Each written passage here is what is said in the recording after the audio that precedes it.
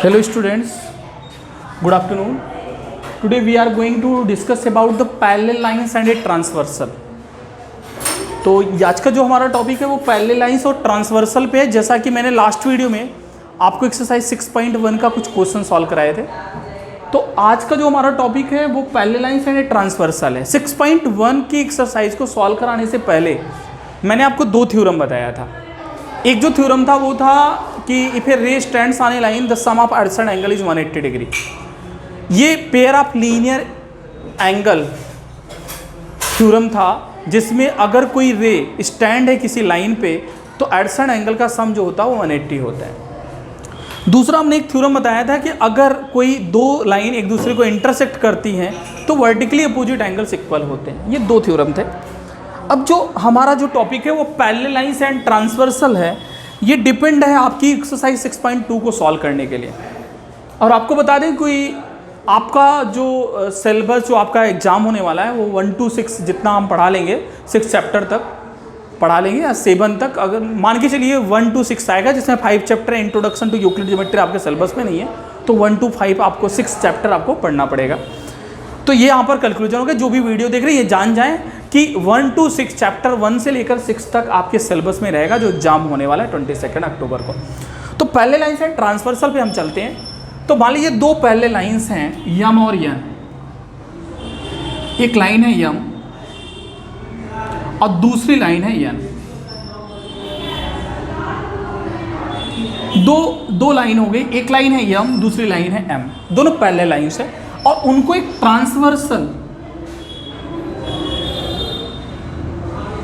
Transversal L जो है intersect करता है। ट्रांसवर्सल एल इंटरसेक्ट करता है, मान लीजिए यम को ई पर करता है, यम को ई पर करता है और एन को यप पे करता है।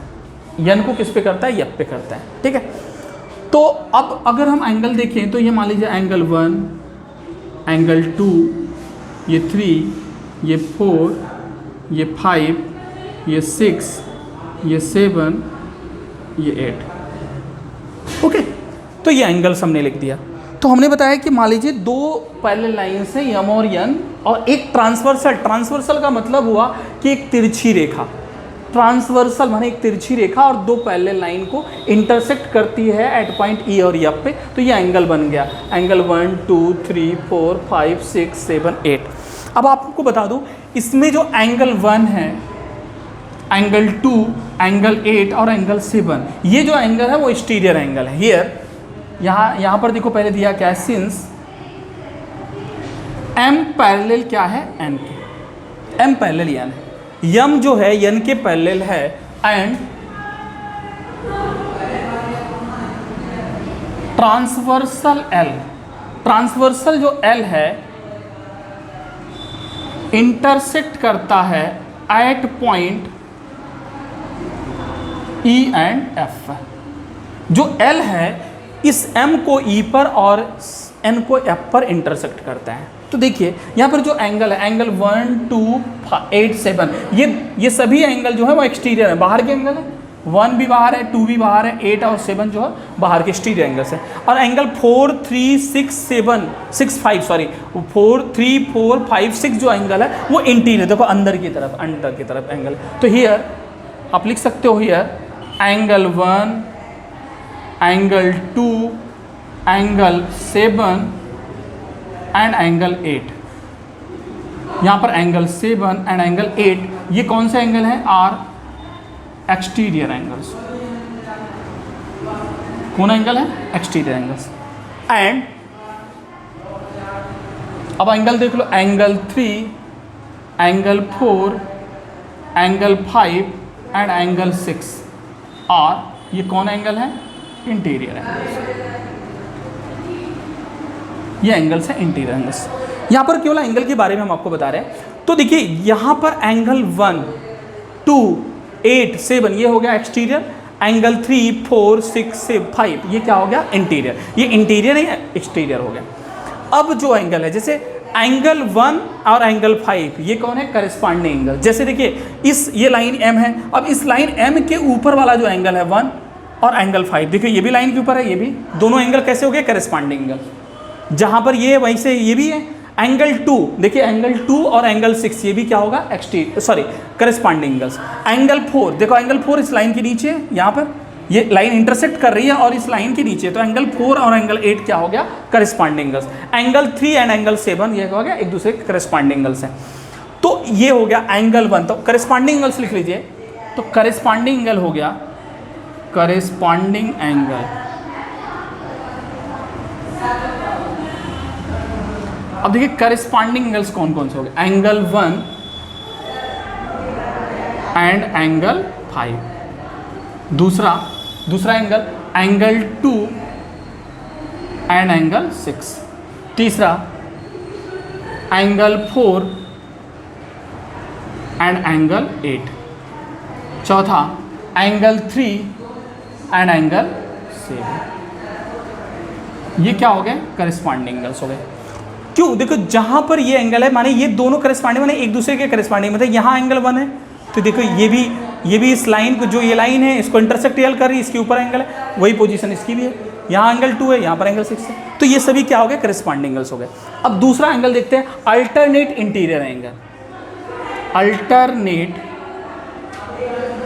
इंटीरियर एंगल्स, अब इसको कहते हैं अल्टरनेट इंटीरियर एंगल। माने अब देखो एंगल 4 और एंगल 6, एंगल 3 एंड एंगल 5 ये क्या है, अल्टरनेट इंटीरियर एंगल है। तो ये एंगल आप लिख दोगे, एंगल 3 एंड एंगल 5। दूसरा हो गया एंगल 4 एंड एंगल 6, ये अल्टरनेट इंटीरियर एंगल हो गया। अब देखिए नेक्स्ट, अल्टरनेट एक्सटीरियर एंगल। ये तो इंटीरियर हो गई है, सभी एंगल इंटीरियर बताए थे, और अल्टरनेट की बात हो रही है तो एंगल 3 और एंगल 5, एंगल 4 एंड एंगल 6, ये अल्टरनेट क्या हो गए, इंटीरियर। अब alternate exterior angles,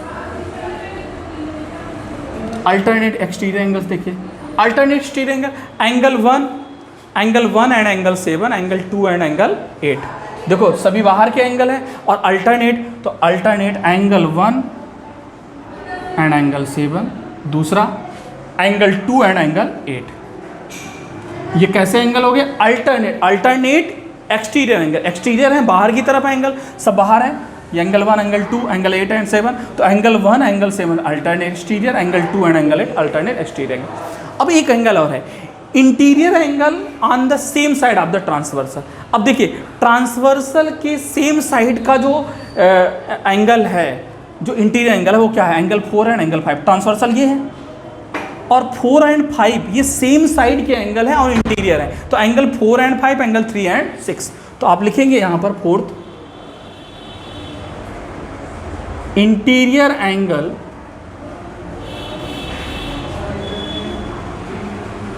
on the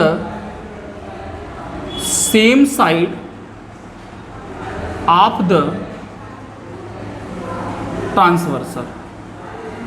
माने ट्रांसवर्सल के सेम साइड के इंटीरियर एंगल, तो ट्रांसवर्सल का सेम साइड के क्या हो गया, ये सेम साइड ये है 4 एंड 5, एंगल 3 एंड 6, तो सेम साइड के जो इंटीरियर एंगल है वो क्या हो जाएंगे, पहला हो जाएगा एंगल 4 एंड एंगल 5, दूसरा हो जाएगा एंगल 3 एंड एंगल 6। क्लियर। तो ये हो गया आपका सभी एंगल्स के बारे में, ये एड्रेस हमने किया, आपको बता दिया कि एंगल कैसे हो रहे हैं। अब आप इस पे जो थ्योरम है वो थ्योरम ये है, अगर दो लाइन पैरेलल है, दो लाइन अगर पैरेलल है तो उसके करस्पॉन्डिंग एंगल जो होंगे वो इक्वल होंगे। अगर दो लाइन पैरेलल है और एक ट्रांसवर्सल इंटरसेक्ट कर रहा है, तो मान लीजिए MN पैरेलल है, तो उसके करस्पॉन्डिंग एंगल्स क्या होंगे, इक्वल होंगे। अगर दो लाइन्स पैरेलल हैं और एक ट्रांसवर्सल इंटरसेक्ट कर रहा है, तो alternate interior and exterior angle क्या होंगे, इक्वल होंगे। और अगर दो लाइन पैरेलल है और ट्रांसवर्सल इंटरसेक्ट करता है, तो interior angle on the same side of the transversal के सेम साइड का जो इंटीरियर एंगल का सम होगा वो क्या होता है, 180 degree. Angle 4 plus angle 5 equal to 180, angle 3 plus angle 6 equal to 180। तो ये क्या होता है, 180 डिग्री होता है। तो सेम साइड के ट्रांसवर्सल एंगल का सम कितना होता है, 180 होता है। तो ये आपका हो गया कि अगर दो लाइंस पैरेलल हैं और ट्रांसवर्सल इंटरसेक्ट करता है तो करस्पॉन्डिंग एंगल्स इक्वल होते हैं, alternate interior exterior angle equal होते हैं, और सेम साइड के ट्रांसवर्सल एंगल का सम जो होता है वो 180 डिग्री होता है। तो तो ये तो थ्योरम है, इसको हम प्रूव करके माने इस थ्योरम के थ्रू हम क्वेश्चन को सॉल्व करेंगे। तो हम जानेंगे कि दो लाइन्स अगर पैरेलल है तो करस्पॉन्डिंग एंगल्स इक्वल होते हैं, अल्टरनेट इंटीरियर एक्सटीरियर एंगल होते हैं, और सेम साइड के ट्रांसवर्सल एंगल का सम, जैसे एंगल 4 प्लस एंगल 5 का सम जो होगा और एंगल 3 और एंगल 6 का सम जो होगा वो क्या होगा, 180 डिग्री होता है। इसका कन्वर्स भी ट्रू होगा, अगर एंगल इक्वल है, करस्पॉन्डिंग एंगल इक्वल है, alternate interior angle equal, exterior angle equal है, तो लाइन्स जो होती है वो क्या होती है, पैरेलल होती है। अगर करस्पॉन्डिंग एंगल्स इक्वल है, alternate interior exterior angle equal है, तो लाइन्स जो होगी वो क्या होगी, पैरेलल होगी। उसका कन्वर्स भी इक्वल होगा, कन्वर्स थ्योरम माने इसका उल्टा। अगर लाइन पैरेलल है, ट्रांसवर्सल इंटरसेक्ट कर रहा है, तो अल्टरनेट इंटीरियर एक्सटीरियर और करस्पॉन्डिंग एंगल्स इक्वल होते हैं, सेम साइड के ट्रांसवर्सल एंगल का सम 180 होता है। तो उसी के उल्टे अगर हम बोलें कि अगर करस्पॉन्डिंग एंगल्स इक्वल है, अल्टरनेट इंटीरियर एंगल इक्वल है, एक्सटीरियर एंगल इक्वल है और सेम साइड के ट्रांसवर्सल एंगल का सम 180 है, तो लाइन जो होती है वो पैरेलल होती है। Is it clear? तो ये आपका पैरेलल लाइंस एंड ट्रांसवर्सल का कुछ आर्टिकल हुआ। अब आप एक्सरसाइज 6.2 एक्सरसाइज के जो क्वेश्चन हैं वो इसी टॉपिक पर बेस्ड हैं, जो आपको टॉपिक बताया गया है इस टॉपिक पर बेस्ड है। तो आप एक्सरसाइज 6.2 का क्वेश्चन करिएगा, जो आपको प्रॉब्लम हो उसको पूछिएगा। तब तक के लिए ओके बाय। फिर नेक्स्ट वीडियो में हम एक्सरसाइज 6.2 के कुछ प्रॉब्लम्स लेकर आएंगे। तब तक के लिए आप ठीक से रहिए, घर पे रहिए, स्वस्थ रहिए। 15 अक्टूबर से हो सकता है कि स्कूल खुल जाए, ऑफलाइन चलने लगे, क्योंकि ऐसा न्यूज़पेपर में दिया गया है, लेकिन देखते हैं क्या होता है। तब तक आप ऑनलाइन पढ़ते रहिए। Okay bye.